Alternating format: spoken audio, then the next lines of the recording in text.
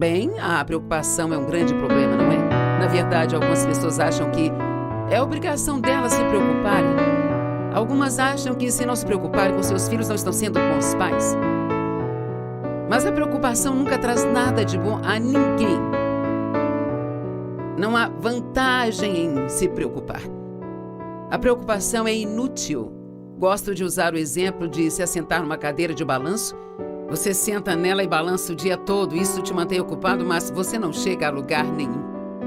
E a preocupação é assim, você pode se preocupar o dia todo, ficar acordado preocupado a noite toda. Pode se preocupar por uma semana ou um mês, isso não vai te fazer bem algum, mas pode te fazer muito mal. A preocupação é uma completa perda de tempo e energia. E você diz, bem, eu não consigo evitar, bem, não vamos fazer isso, porque se a Bíblia nos diz para não fazer, então há uma maneira de não fazer. E eu acredito que uma das coisas que temos que ter, se não queremos nos preocupar, é uma forte fé no poder da oração. Eu sou cristã há muito tempo, eu tenho pregado a palavra por um longo tempo, mas nos últimos, talvez 3 anos, sabe? A minha fé no poder da oração realmente aumentou muito. Muito mesmo. Acho que se realmente observarmos como Deus responde à oração, às vezes oramos pelas coisas e talvez 6 meses depois, até 1 ano depois, Deus as responde e esquecemos que oramos por aquilo, sabe? E então não damos a Deus o crédito. E se for preciso, mantenha um diário de oração, mantenha um registro das orações que Deus te responde, das coisas que Ele faz por você.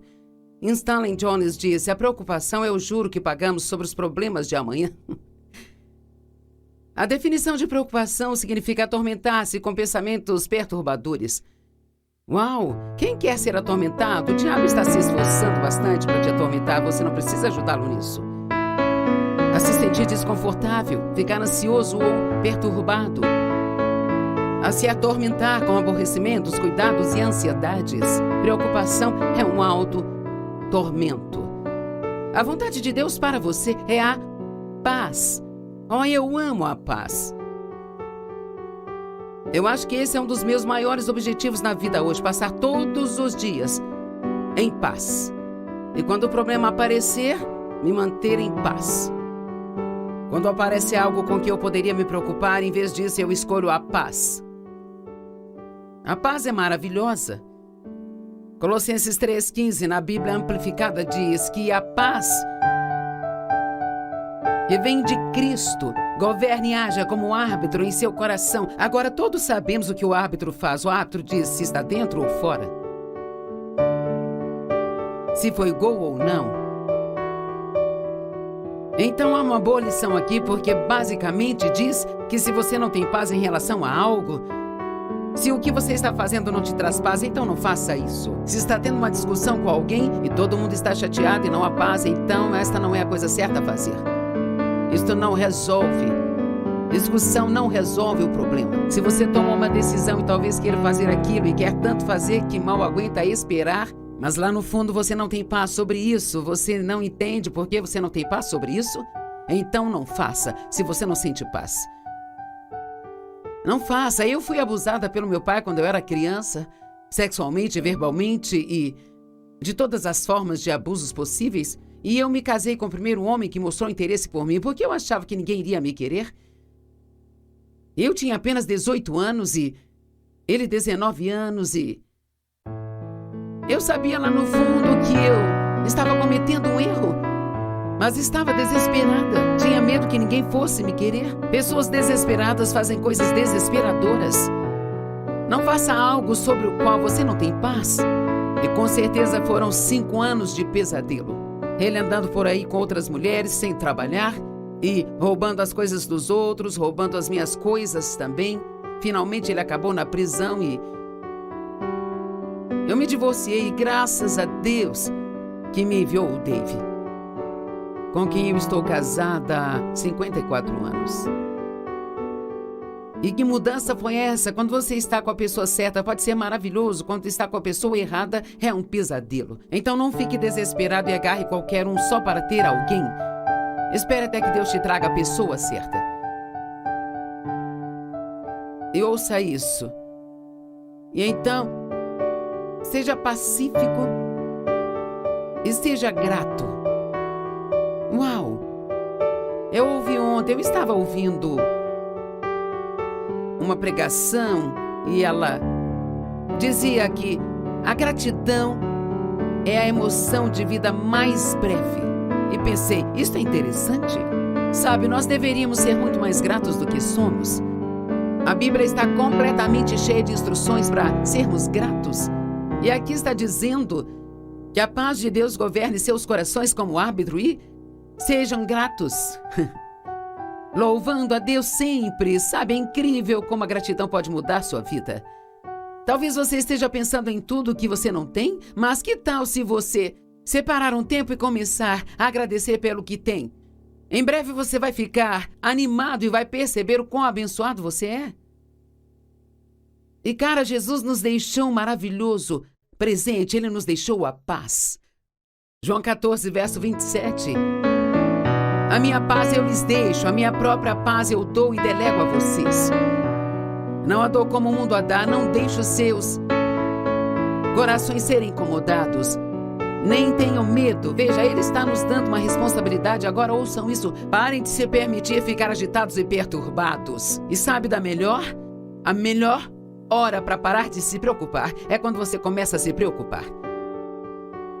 A melhor hora para se acalmar é quando você fica chateado e frustrado. A melhor hora para perdoar alguém que te feriu é imediatamente. Quando você começar a sentir a raiva, a ira. Por isso, quanto mais você deixar essas emoções negativas se enraizarem na sua alma, mais difícil será se livrar delas. Resista ao diabo desde o início, diz a Bíblia em 1 Pedro. Parem de se permitir ficar agitados e perturbados e não permitam ficar temerosos, intimidados e acovardados ou inquietos. Mas Joyce, eu não consigo evitar, a minha mãe vivia preocupada e eu sou muito preocupada. Não diga isso. Você não é uma pessoa preocupada, é um filho de Deus. Você está cheio do poder do Espírito Santo, Jesus vive em você, você não é alguém preocupado. Você é uma incrível obra de arte que Deus projetou de forma especial e criou com as suas próprias mãos. E o plano dele para você é bom. E cara, eu amo Filipenses 4, 6 e 7. É uma das minhas favoritas. É por aqui que começo, quando começo a me preocupar. Esse é o meu ponto de partida. Não fiquem ansiosos por nada, mas em todas as situações, pela oração. Como se livrar da preocupação? Você ora e acredita que quando ora, você está entregando o seu problema a Deus. E se você está entregando a Deus, você não pode ficar com Ele. Ou você entrega ou fica com Ele.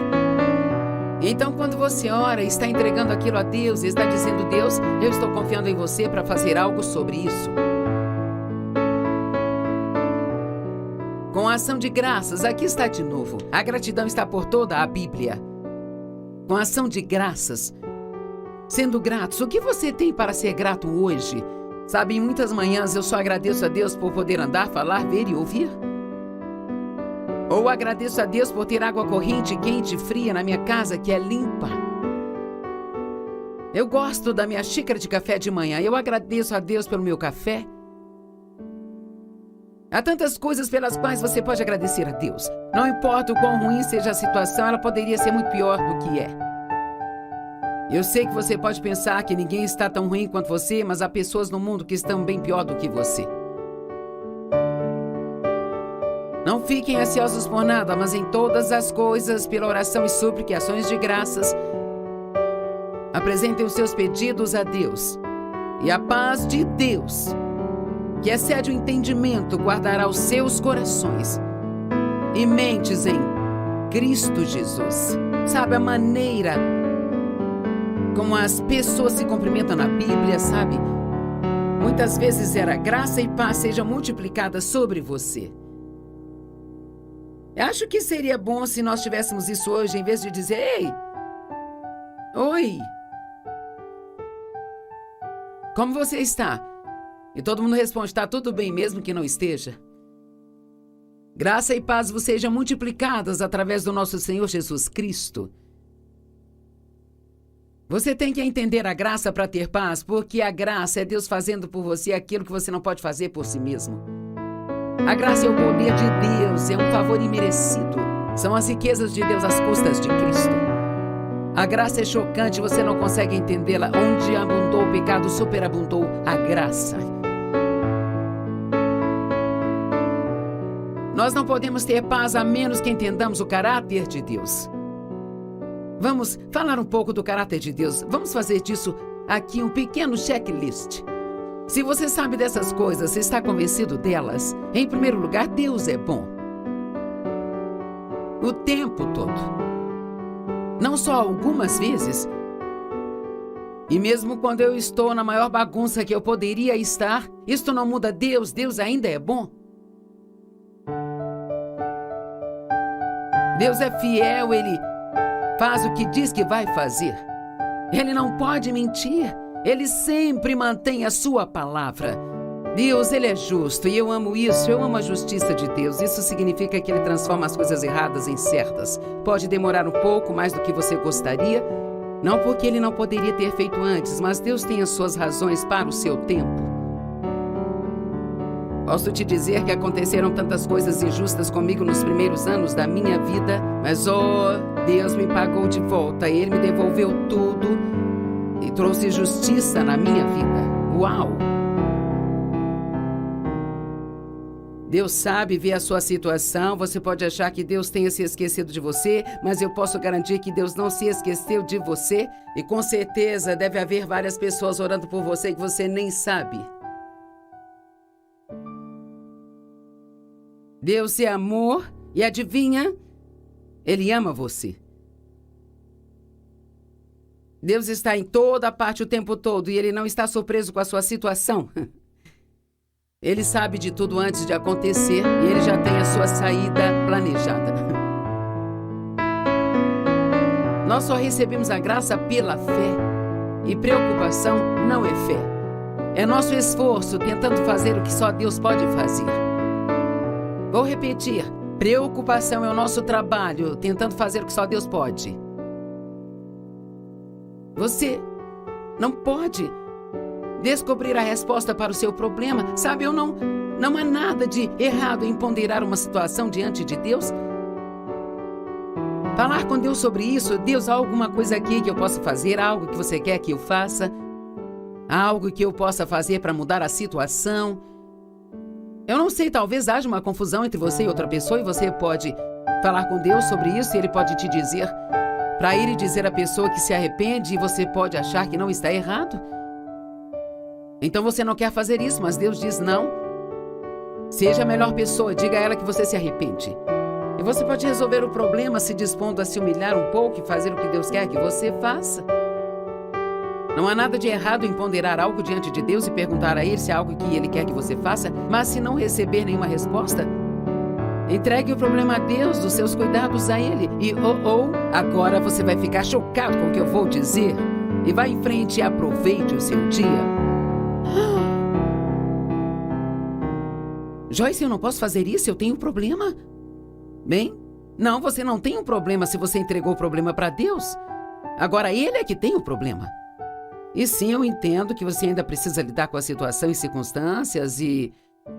Se você tem um filho que está te dando problemas, ainda tem que lidar com isso, mas enquanto estiver crendo, Deus vai estar trabalhando no seu problema e na sua situação.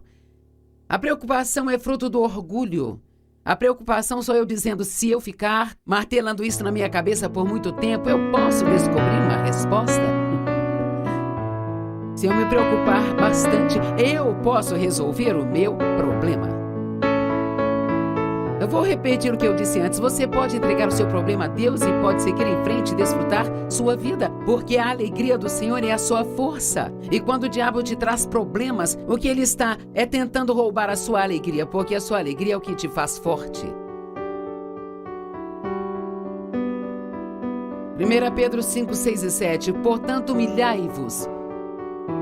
Se rebaixem, se diminuem em suas próprias estimas, debaixo da poderosa mão de Deus. Veja, nem pense que você pode resolver seu problema.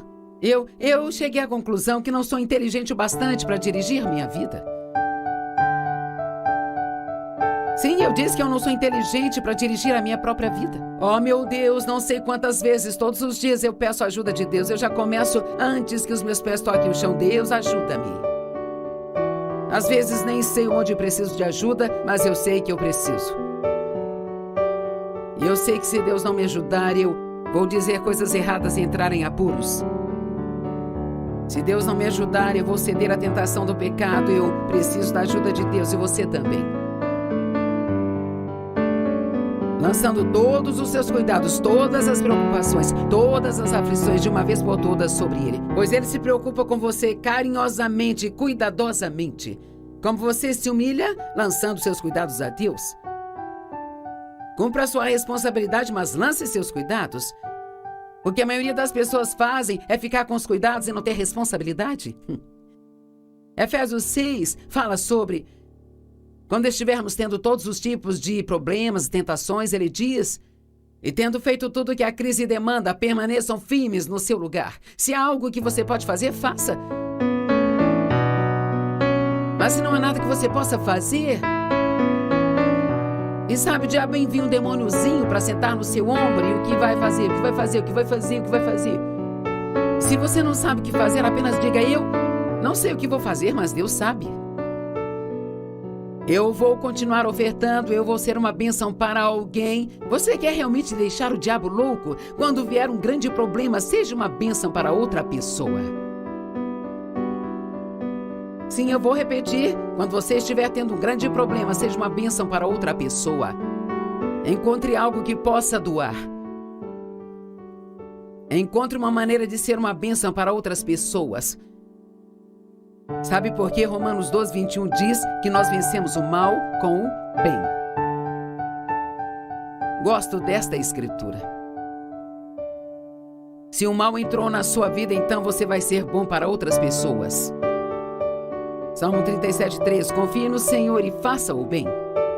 Não apenas confie em Deus, mas continue fazendo o bem, fazendo a coisa certa. A fé ora. A fé não se preocupa, a fé ora. Agora, o que você deve fazer depois de orar? Enquanto está esperando por Deus para fazer o trabalho dele, o que você deveria fazer? Bem, número 1, mantenha uma boa confissão. Em outras palavras, continue falando o que Deus fala, não fale o que o mundo fala. Não ore sobre alguma coisa e depois fale o contrário sobre isso. Mantenha-se positivo e não comece a murmurar. Ah, se nós conseguíssemos passar um dia sem reclamar, que milagre isto seria. Não entre nesta de murmurar, resmungar, reclamar. Isso abre a porta para o diabo. Não desanime, nem se deprima. Fique alegre. Esse aqui é importante. Não fique ressentido com as pessoas que não têm problemas. Isso é difícil. Bem, porque eu tenho tantos problemas e você parece não ter nenhum problema. Fique feliz por eles. Obrigada a Deus. Mesmo que eu estou tendo problema, pelo meu amigo João que não tem nenhum problema. Obrigada porque a minha irmã não tem problemas. Não tenha ciúmes das pessoas que não estão passando por um problema difícil só porque você está passando. Cumpra cada um dos compromissos que você fez. Quando estamos chateados com algo, a primeira coisa que queremos fazer é ir para casa e sentir pena de nós mesmos e nos isolar e não ir à igreja e não cumprir nossos compromissos. Não vou trabalhar no berçário domingo. Eu disse que iria, mas eu não vou porque eu estou com muitos problemas. Não é isso que Deus quer que você faça. Ele quer que você cumpra os seus compromissos. O que devo fazer quando não sei o que fazer? Faça o que você faria se não tivesse problemas. Eu gosto disso. O que você faria se não tivesse um problema? Se tudo fosse um mar de rosas hoje, o que você faria? Bem, faça isso. Porque o seu problema deu meia volta e está indo embora. E você já pode começar a dizer adeus para ele. Tchau, tchau, problema. Deus está te cobrindo. Enquanto você espera em Deus, expresse regularmente a sua confiança em Deus. Senhor, eu confio em você. Você pode andar pela sua casa dizendo, Deus, eu confio em você. Deus, eu confio e sei que o Senhor está trabalhando no meu problema. Salmo 91, 1 e 2. Aquele que habita no esconderijo do Altíssimo, à sombra do Senhor Onipotente descansará. Agora ouça isso. Eu direi do Senhor. O que você está dizendo de Deus? Eu direi do Senhor. Ele é o meu refúgio, minha fortaleza, meu Deus, em quem eu coloquei a minha confiança.